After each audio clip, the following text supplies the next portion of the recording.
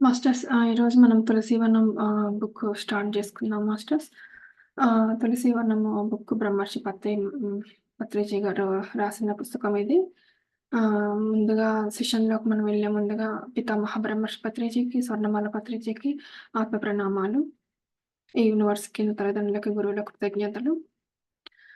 ధ్యానం అంటే పూజ కాదు. ధ్యానం అంటే ప్రార్థన కాదు. ధ్యానం అంటే స్తోత్రం కాదు.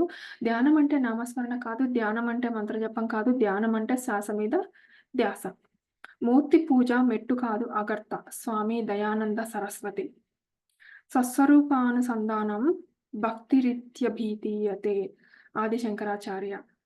స్నానమందు లేదు, పానమందును లేదు, మంత్రతంత్రమందుల మహిమ లేదు. వీరబ్రహ్మేంద్ర స్వామి. బ్రహ్మంబనగ తానే బట్టబయలు యోగి వేమన. కాయకుటీపురలో గని ఉన్నది అన్నమాచార్య. పూజాకోటి సమం స్తోత్రం, స్తోత్రకోటి సమో జపః, జపకోటి సమం ధ్యానం, ధ్యానకోటి సమో లయః. ఉత్తర గీత.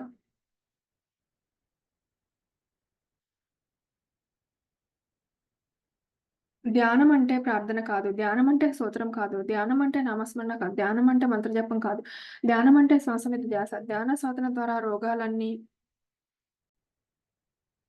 ధ్యాన సాధన ద్వారానే రోగాలన్నీ పోతాయి. ధ్యానం అంటే శ్వాస మీద ధ్యాస. ధ్యాన సాధన ద్వారానే జ్ఞాపశక్తి పెరుగుతుంది. ధ్యాన సాధన ద్వారానే ఏకాగ్రత శక్తి తీవ్రమవుతుంది.